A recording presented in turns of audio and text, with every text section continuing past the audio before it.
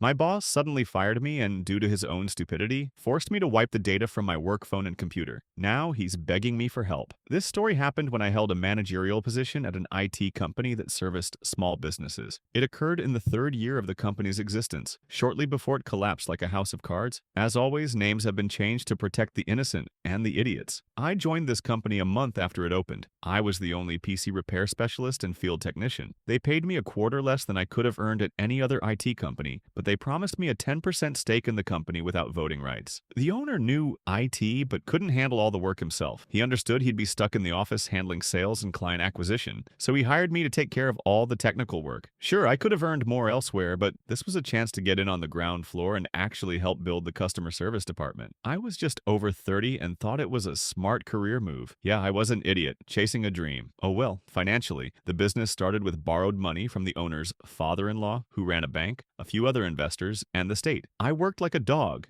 and was the owner's errand boy, doing everything. I was a network engineer, PC repair specialist, mobile device repair tech, field technician, local and remote network admin, office equipment technician, and security camera installer. I worked overtime without pay, worked from home when clients contacted me directly, worked weekends, and even put in an hour during my honeymoon when a radio station, where the owner heavily advertised, had an open Saturday slot after their host left. My boss arranged for us to take that slot and host a tech talk show if he spent at least $25,000 a year on advertising. Guess who ended up being the unpaid Saturday radio host? Me, of course. I was determined to prove my indispensability and show how valuable I was to the company. Anyway, things took off, and the company grew. At first, it was just three of us. The owner and I handled all the IT work, and another guy worked part-time on paperwork and orders. Eventually, we moved offices twice and occupied nearly half an office building and the entire building behind it. I became the head of the customer service department, which now had 4 technicians, 2 full-time PC repair specialists, 1 network admin, and 1 field technician. I jumped in wherever needed, filling in for everyone. We had a small sales team of 3, a bookkeeper or secretary, and 3 guys installing Wi-Fi and cameras in hotels. The owner, with varying success, tried branching out into different directions to make the company profitable as quickly as possible. I regularly saw the financial reports, so I knew PC repair and network administration brought in the most money, though there were a couple of slow months. The hotel Wi-Fi installation with captive portals was also rapidly picking up steam, and soon we had 3 more guys working solely on that. A month or 2 before the events I'm describing, the investors, despite the owner's objections, hired a business manager to narrow the company's focus to truly profitable areas. On top of that, the owner learned that the local Xerox branch was for sale and decided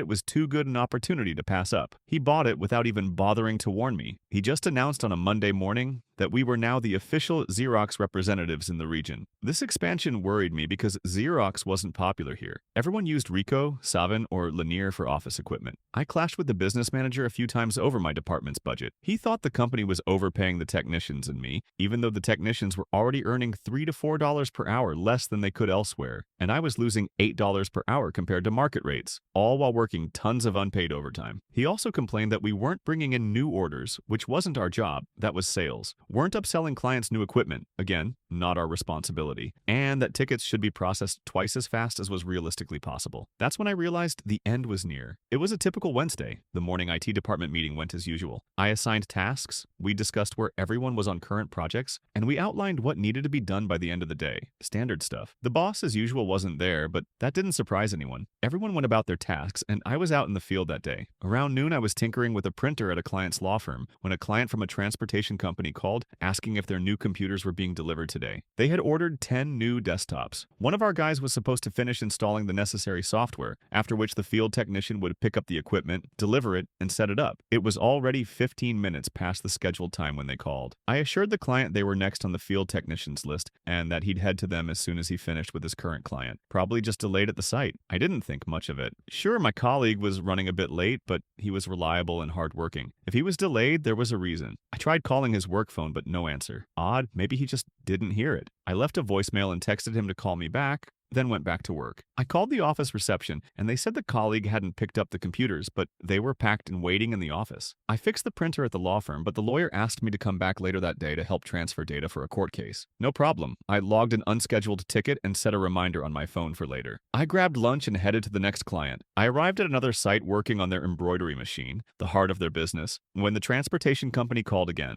It was almost 1:30 p.m., and my colleague still hadn't shown up. I apologized, said I'd send someone immediately immediately and tried calling my colleague again, still just ringing. No answer. I called the site where he was supposed to be, and they said he'd been called back to the office and would return soon. He hadn't installed their antivirus yet, and they asked if he'd finish it today. I called one of the PC repair technicians in the office. No answer. The office landline was silent too. None of the repair guys were picking up. What the hell was going on? I called the boss, the company owner, but before I could ask anything, he told me to return to the office immediately. I was at a client's site where their entire business was down due to a broken computer, one of our oldest and most loyal clients. Drop everything and come back to the office. I arrived to find the repair area empty, lights off. I went to the owner's office and asked what was going on. The business manager announced that the IT department had been disbanded. They'd noticed a dip in the IT sector and decided to completely abandon it, focusing instead on hotel Wi-Fi and security systems and the Xerox dealership. The entire team had been fired, and I was the last to go. I tried to explain why this was a catastrophic decision, mentioning all the open tickets, but they wouldn't listen. I was fired. No severance, no apologies, no thank you, just a cold, we don't need you anymore. I was furious, feeling betrayed and blindsided. I barely held myself together to avoid exploding. The business manager and owner followed me to my office as I packed my things. The owner kept confirming to the manager that the items I was taking were indeed mine. And here's where the malicious compliance kicks in. Per the business manager's orders before leaving the office, I had to reset my phone to factory settings. He didn't want any apps left that could give me access to the system. He also ordered me to start a full wipe of the hard drive on my work laptop for the same reason, meaning he wanted me to erase all data from both the phone and laptop without making backups. I tried to explain that this was a bad idea, but they cut me off. Shut up and do it. When I tried talking directly to the owner, I got the same order. Wipe everything and get out. I suppressed a smile, quietly did as told, ran a boot and nuke on the laptop to erase the primary and mirrored drives, handed over the factory reset phone, carried my boxes to reception, loaded them into my car, and left without even a handshake from the owner. I started calling my former colleagues, but only one answered. He said everyone thought I was involved in their firings and was mad at me. When I explained I'd just been fired too, his anger turned to shock. He immediately contacted the others and we arranged to meet for beers. On me. As soon as I hung up, the business manager called. I sent him to voicemail. Seconds later, a notification for a new message. He called again, voicemail. The owner called, voicemail. Then I just turned off my phone. We met up with the guys and everyone was, of course, furious. When I explained I'd been fired out of the blue, their anger shifted from me to the owner and business manager. One of the guys got a call from the owner, picked up, listened, and replied, "I don't know, go to hell," and hung up. The owner was trying to find out how to reach me. Then I told the guys what the manager made me do with the phone and laptop. Their jaws dropped, and they started laughing like maniacs. See, my laptop had all the logins, passwords, server IP addresses, and statuses of all client tickets. The phone had the same, plus contact details not recorded in paper documents. Sure, some of it was backed up on the main server and in the ticketing system, but they didn't know where to find the right folder on the server. It was clearly labeled, by the way, and didn't know how to use the ticketing system beyond basic functions. I wasn't about to explain anything to them. When I later turned on my phone, there were over 30 missed calls and voicemails from the owner, the business manager, the embroidery company, and the lawyer who, upon hearing I'd been fired, asked me to come finish the work he'd pay for personally. The voicemails from the business manager and owner went from demands to irritation, then rage and threats of lawsuits, to pleas and offers of 6 months severance and various bonuses. While I was going through them, the owner called again. I picked up. He and the manager accused me of sabotage. I reminded them. I tried 3 times to say that wiping the phone and laptop was a bad idea, but they wouldn't listen, so I just followed their orders. The information they needed was in my head, but I no longer worked for them and wasn't obligated to share anything. However, if they agreed in writing to pay me 6 months severance and 3 months for all my technicians deposited by Friday, plus all unused vacation and comp time, then maybe. They pushed back, offering 3 months for me and payment for vacation at my regular salary. I said, good luck, figure it out, and hung up. A minute later, they called back and agreed to my terms, with the caveat that we all sign a non-compete agreement. We couldn't start our own IT companies or poach clients for 2 years, which was absurd since they were shutting down the IT and repair business anyway. They also hired me and 2 of my colleagues as consultants for 2 weeks at market rates, starting Monday to finish projects and properly close out client services. Turns out, the lawyers, transportation company, and embroidery company were already threatening the owner with lawsuits for breaching contract terms, and there were other unhappy clients whose equipment was still in repair. They kept their word. By the end of the next business day, the money was in our accounts. I showed them where the necessary data was on the server, where things were in the ticketing system, and said the rest was lost. Let them deal with calling clients themselves. Comments. When your IT guy says something is a terrible idea, always take it seriously. You should have demanded a massive fee for finishing the work just to screw them over. Believe me, I thought about it. it, but I knew they'd never agree. Getting 3 months severance for 2 entry-level PC repair techs still in college was already a tough sell. Honestly, I'd have felt lousy if I got a fat bonus and they got nothing. In a way, this was my massive fee. I just split it with those who got screwed over too. Fired. Story 2. My boss moved our department to part-time work. I started my own business and quit, and he's still looking for my replacement. Let me start by saying I deeply respect people who put up with crap from their employers. You're my heroes, and I hope my story helps someone. First, a bit of context.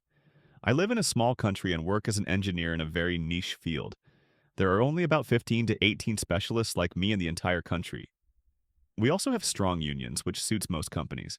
The rules are clearly defined, benefiting both employees and employers, or almost all of them, as my employer was about to find out. This story unfolded from late 2019 to late 2020. My team consisted of 3 people, including me. One of us, our mentor, was ready to retire 2 years earlier but stayed on. My colleague and I each had 10 to 12 years of experience. We were just younger and less experienced than our mentor, who had over 40 years in the field. I genuinely envisioned us taking over leadership soon. The company was large by local standards, but the last 6 months had been rough for them. Knowing this, I decided not to ask for a raise during my annual review to show I was a team player, and I explicitly told my boss, Mr. V, this. Everything was fine for the first 3 months. Then, like a bolt from the blue, it happened. One fine autumn day in 2019, my manager, Ms. G, called me in for a talk. They informed me that next year, based on their projections, there wouldn't be enough work for our entire team, and they wanted to move me to an 80% schedule, 4 workdays a week, in 3 months. This wasn't about the pandemic, as it hadn't started yet. I immediately asked if this applied to my colleague and whether our mentor was finally retiring. Nope, my colleague was also offered 80%, and our mentor would work at 60%. I was like, what the hell? He literally wants to retire. Ms. G responded, not yet, because, well, reasons and stuff. Fine, I signed the new contract, but I felt awful. I had genuinely tried to be loyal, and now it felt like the employer didn't care about us at all, only about shareholder profits. It also became clear they didn't see me or my colleague as capable of leading the team soon, despite our experience. I immediately started working on a plan B. After this, I discreetly asked colleagues if anyone else had been moved to part-time because of a supposed lack of projects in 2020. The answer, no one. Everyone was shocked. Only the 3 of us were targeted. Some colleagues even said they'd been sitting without projects for months and no one touched them. Discontent started brewing in the team. Our mentor just wanted to retire and hand things over to us. There was no need to move us younger engineers to part-time, but no, because reasons. What could I do? I have a family, 2 kids, a mortgage,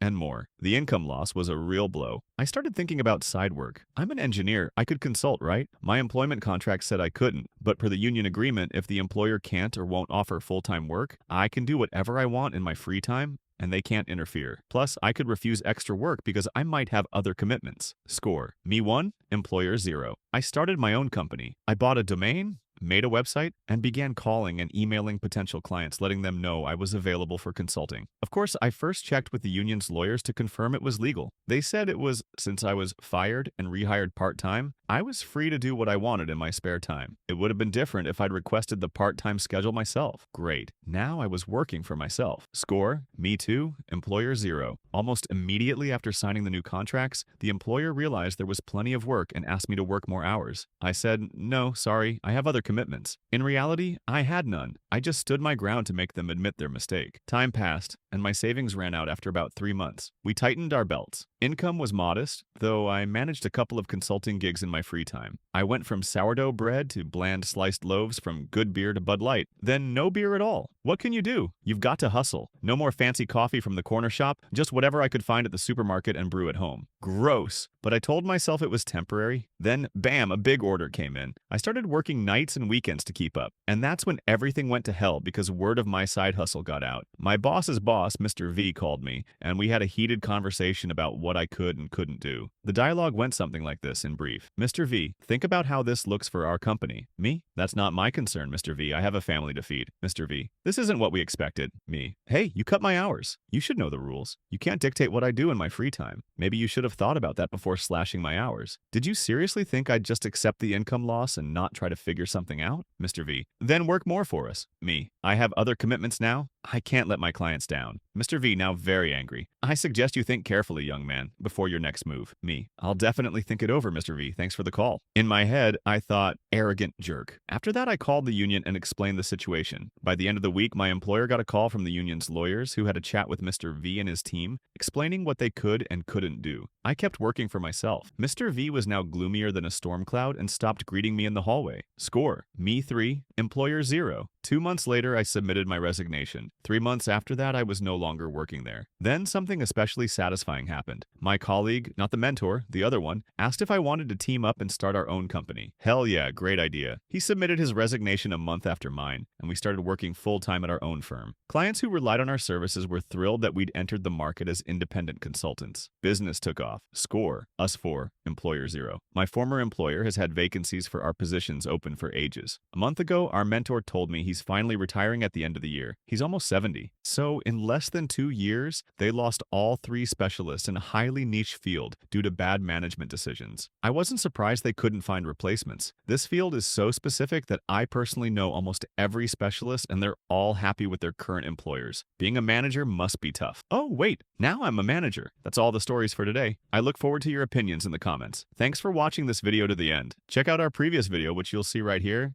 and good luck to you.